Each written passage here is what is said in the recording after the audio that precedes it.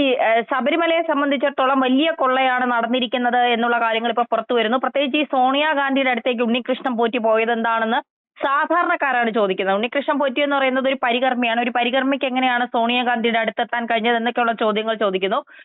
CPM പ്രതിരോധത്തിലാണ്. BJP എന്തുകൊണ്ടാണ് ഈ വിഷയത്തിൽ ഒരു കൃത്യമായ ഒരു പ്രതിഷേധം ജനങ്ങൾക്കിടയിലേക്ക് ഇറങ്ങിച്ചെന്ന ഒരു പ്രതിഷേധം സംഘടിപ്പിക്കാനോ അല്ലെങ്കിൽ അത്തരത്തിൽ ഇപ്പോ CBI അന്വേഷിക്കും എന്നൊക്കെ പറയുന്നുണ്ട്. എങ്കിലും ആചാര ലംഘനം നടന്നതുപോലത്തെ ഒരു വലിയ പ്രതിഷേധം BJPയുടെ ഭാഗത്തു നിന്ന് ഉണ്ടാകുന്നില്ല എന്ന് ജനങ്ങൾ ഒന്നടക്കം പറയുന്നുണ്ട്. എന്താണ് BJPക്ക് യഥാർത്ഥത്തിൽ ശബരിമലയിൽ സംഭവിക്കുന്നത്? BJPക്ക് വളരെ വ്യക്തമായ കാഴ്ചപ്പാട് ഇക്കാര്യത്തിലുണ്ട്. BJPയെ സംബന്ധിച്ചിടത്തോളം ഒരു ശബരിമല മാത്രമല്ല, കേരളത്തിലെ മുഴുവൻ ക്ഷേത്രങ്ങളിലും പരിശോധന നടത്തേണ്ടതായിട്ടുണ്ട്. സമ്പത്തുള്ള എല്ലാ ക്ഷേത്രങ്ങളിലെയും സ്വർണം മുഴുവൻ കൊള്ളയടിക്കപ്പെട്ടു എന്നാണ് BJP മനസ്സിലാക്കിയിട്ടുള്ളത്. അവിടെ CBI അന്വേഷണം അല്ലാതെ മറ്റൊരു മാർഗം ഇതിനില്ല. ഇവിടെ പിണറായി വിജയന്റെ പോലീസ് അന്വേഷിച്ചിട്ട് കാര്യമില്ല. കോടതിയുടെ ശക്തമായ ഇടപെടൽ ഉള്ളതുകൊണ്ട് ഇത്രയങ്ങ് നീങ്ങി എന്നുള്ളതല്ലാതെ, എന്നിട്ടും കഴിയുന്നത്ര പോലീസ് നിർജീവത്വം കാണിക്കുന്നു എന്ന് നമുക്ക് മനസ്സിലാകുന്നു. BJPയെ സംബന്ധിച്ചിടത്തോളം വളരെ വ്യക്തമായ കാഴ്ചപ്പാടാണ്. ഇത് CBI അന്വേഷിക്കണം. ഇന്നലെ കോർ കമ്മിറ്റി വെച്ച ആ കാര്യം പാർട്ടി തീരുമാനിച്ചിട്ടുണ്ട്. ശക്തമായ സമരപരിപാടിക്ക് രൂപം നൽകുക എന്ന് തന്നെയാണ് BJPയുടെ ലക്ഷ്യം. ഒരു വിട്ടുവീഴ്ച ഈ കാര്യത്തിൽ ഉണ്ടാവില്ല. കാരണം LDF UDF ഒരുമിച്ച് ചേർന്ന് ഞാൻ കള്ളൻ പരസ്പരം മത്സരിക്കുന്ന നിലയാണ് നമ്മൾ കാണുന്നത്.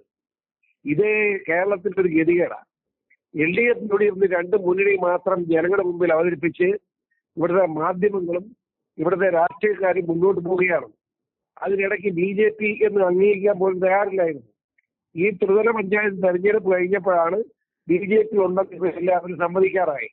യാതൊരു സംശയം വേണ്ട, നിയമസഭാ തെരഞ്ഞെടുപ്പ് കഴിയുമ്പോൾ BJP കേരളത്തിലെ ഏറ്റവും പ്രമുഖ പാർട്ടിയാണെന്ന് CPM കോൺഗ്രസും സമ്മതിക്കുന്ന സാഹചര്യം ഉണ്ടാവും. ആ സാഹചര്യം ഉണ്ടാകാനുള്ള അഹോരാത്രമുള്ള പ്രവർത്തനങ്ങളുമായിട്ട് BJPയുടെ പ്രവർത്തകർ മുൻപോട്ട് പോവുകയാണ്. യാതൊരു സംശയം വേണ്ട, അമ്പലം മാത്രമല്ല, ക്ഷേത്രങ്ങൾ മാത്രമല്ല, ഇവിടെ സഹകരണ സ്ഥാപനങ്ങൾ കൊള്ളയടിക്കപ്പെട്ടിരിക്കുകയാണ്. കേരളത്തിൽ കൊള്ളയടിക്കാൻ ഈ ഒന്നുമില്ല. മുഴുവൻ കൊള്ളയടിച്ചു തീർന്നപ്പോൾ ആ ക്ഷേത്രത്തിലേക്ക് കരുത്. ക്ഷേത്രം കൊള്ളയടിച്ച് തീർന്നിരിക്കും. ഇനി എവിടെ പോയി കൊള്ളയടിക്കും? 10 കൊല്ലം കൊണ്ട് കേരളത്തിലെ പാപ്പരാക്കി മാറ്റിയിരിക്കുകയാണ്. ഈ കാര്യത്തിൽ BJP കാഴ്ചപ്പാടുണ്ട്. BJP ശക്തമായി തന്നെ പ്രവർത്തിച്ച് മുന്നോട്ട് പോകും. ഒരു സംശയം വേണ്ട. ഈ സോണിയാഗാന്ധിയെ കണ്ടതിനെ കുറിച്ചുള്ള BJPയുടെ ഒരു നിലപാട് എന്താണ്? സോണിയാഗാന്ധി, ഞാൻ പറഞ്ഞല്ലോ, ഇവിടെ കോൺഗ്രസും കമ്മ്യൂണിസ്റ്റും ഒരു നാണയത്തിൽ രണ്ട് വശങ്ങളാണ്. മോഷണത്തിന്റെ കാര്യത്തിൽ, കൊള്ളയുടെ കാര്യത്തിൽ, പിടിച്ചുപറിയുടെ കാര്യത്തിൽ. അങ്ങനെ വരുമ്പോൾ അതിന്റെ പ്രമുഖ നേതാവ്, കോൺഗ്രസിന്റെ പ്രമുഖ നേതാവ് സോണിയാഗാന്ധിയെ കൂടി അനുവാദം മേടിക്കുന്നതിന്റെ ഫലമായിട്ടാണ് ആ കശ്മലനെ സോണിയാഗാന്ധിക്ക് വഴിയപ്പെടുത്തുമെന്ന് ഞാൻ മനസ്സിലാക്കുന്നു. അടൂർ പ്രകാശ് ഉൾപ്പെടെയുള്ള ആളുകൾ ഒരുമിച്ച് നിന്നുള്ള ഫോട്ടോ, ആന്റോ ആന്റണി, ഇവരൊക്കെ, ആന്റോ ആന്റണി പത്തനംതിട്ട MLA MP ആണെന്ന് ഓർക്കണം. അയാൾക്ക് ശബരിമലയായിട്ട് അത്രയേറെ ബന്ധമുള്ള ആളാണ്. അയാളും ഈ മോഷണത്തിൽ കൂട്ടു നിൽക്കുക എന്നൊക്കെ പറഞ്ഞാൽ ദേവിശക്തി അയാളുടെ തലയിൽ പന്ത് പതിക്കുന്ന എന്താ സംശയം? വളരെ ഗതികെട്ട ഗതിയാണ് കോൺഗ്രസ്. കമ്മ്യൂണിസ്റ്റും കോൺഗ്രസും തമ്മിൽ തർക്കമല്ല, മത്സരമാണ്. ഞാൻ കട്ടൻ, ഞാൻ കട്ടു, ഞാൻ കള്ളൻ. ആര് വലിയ കള്ളൻ എന്നുള്ള ചോദ്യമാണ് പരസ്പരം ചോദിച്ചുകൊണ്ടിരിക്കുന്നത്. ഞാനാണ് കമ്മ്യൂണിസ്റ്റുകാരൻ, അതല്ല ഞാനാണ് കോൺഗ്രസ്സുകാരൻ. രണ്ടും തമ്മിൽ മത്സരിക്കട്ടെ. CBI അന്വേഷണം വരട്ടെ. പിണറായി വിജയൻ ഉൾപ്പെടെ ജയിലിൽ പോകുന്നത് കാണാനുള്ള അവസരം കേരളത്തിൽ ജനങ്ങൾക്ക് ഉണ്ടാവുന്നതാണ് എന്റെ വിശ്വാസം. ഒരു കാര്യം കൂടി ഈ അറിയാനുള്ള ക്യൂരിയോസിറ്റി ആയിട്ട് ചോദിക്കുകയാണ്. നിയമസഭാ തെരഞ്ഞെടുപ്പ് ഡിക്ലെയർ ചെയ്തിട്ടില്ല, സ്ഥാനാർത്ഥി നിർണ്ണയമൊക്കെ നടത്തിയില്ല. പക്ഷെ ഇത്തവണ മത്സര രംഗത്ത് PC ജോർജ് ഉണ്ടാവുമോ?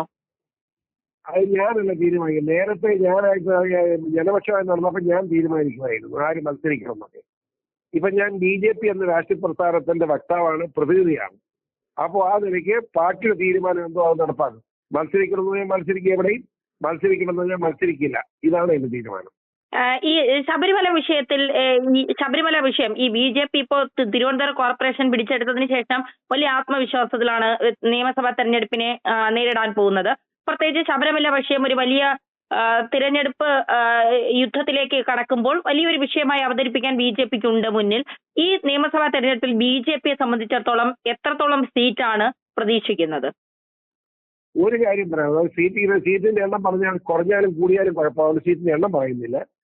ഒരു കാര്യം ഉറപ്പിച്ച് പറയാം, ഈ 26-ലെ തെരഞ്ഞെടുപ്പിൽ BJP ഇല്ലാതെ കേരളത്തിൽ ആരും ഭരിക്കേണ്ട കാര്യം, ആർക്കും ഭരണം കിട്ടുന്ന സാഹചര്യമില്ല എന്ന് ജനം തെളിയിക്കുമെന്ന് ആത്മവിശ്വാസത്തോട് തന്നെ BJPയുടെ പ്രവർത്തകരും നേതാക്കന്മാരും മുൻപോട്ട് പോവുകയാണ്.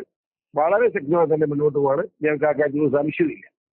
ഈ മൂന്നാം പിണറായി സർക്കാരിനെ ഇനി മൂന്നാം പിണറായി സർക്കാർ ഉണ്ടാകുമോ? കാരണം CPM പറയുന്നത് മൂന്നാമത് പിണറായി സർക്കാർ വരും, ഇപ്പൊ ഇരിക്കുന്ന മുഖ്യമന്ത്രി തന്നെയായിരിക്കും മൂന്നാമത്തെ മുഖ്യമന്ത്രി എന്നൊക്കെ ഉള്ളത് വലിയൊരു ചർച്ചയാക്കി CPM മുന്നോട്ട് കൊണ്ടുപോകുന്നുണ്ട്.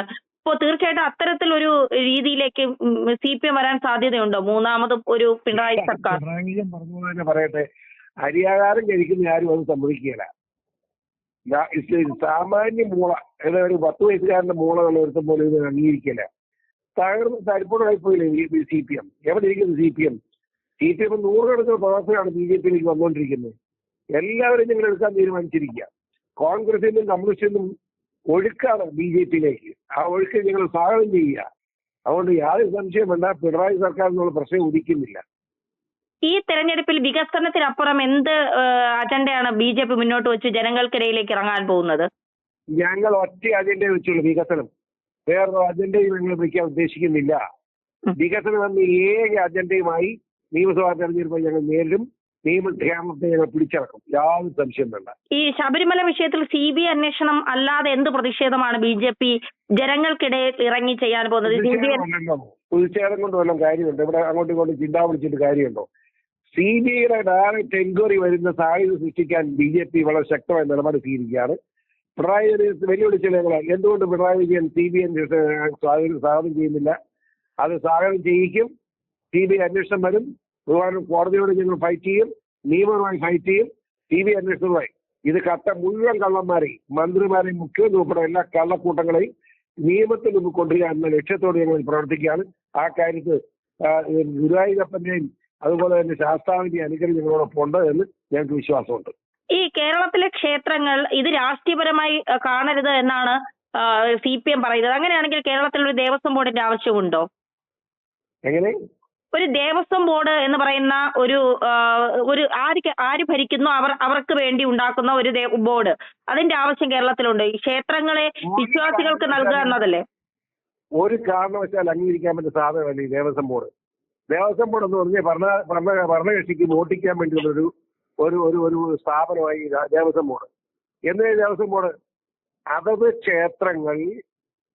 ക്ഷേത്രത്തിൽ ക്ഷേത്ര വിശ്വാസികളായിട്ട് വരുന്നവരിൽ നിന്ന് നറുക്കിട്ടോ കുറിയിട്ടോ അല്ലെങ്കിൽ തെരഞ്ഞെടുപ്പ് നടത്തിയോ കമ്മിറ്റി ഉണ്ടാക്കി അവരെ വേണം ക്ഷേത്രങ്ങളെ പറഞ്ഞു ഏൽപ്പിക്കാൻ. അപ്പോൾ ഉള്ള പ്രശ്നം, ഞാനത് നിയമസഭയിൽ ശക്തമായി ഉന്നയിച്ചാണ് ഉമ്മൻചാണ്ടി ഗവൺമെന്റ് കാലത്ത്. അപ്പൊ അന്ന് വന്ന ഒരു പ്രശ്നം, ആയിരക്കണക്കിന് ക്ഷേത്രങ്ങൾ നിത്യനിതായ ചെലവിന് പണമില്ല. അങ്ങനെ വരുമ്പോൾ ശബരിമല ഉൾപ്പെടെയുള്ള അല്ലെങ്കിൽ ഗുരുവായൂർ ഉൾപ്പെടെയുള്ള ദേവസ്വങ്ങളിൽ നിന്നുമുള്ള പണമാണ് ഈ ക്ഷേത്രത്തിലേക്ക് മറ്റ് ക്ഷേത്രങ്ങളിലേക്ക് നിത്യനിതായ ചെലവിന് കൊടുക്കേണ്ടത്. അതുകൊണ്ടാണ് എന്ന് പറഞ്ഞ് ഞാൻ അന്ന് രക്ഷപ്പെട്ടത്.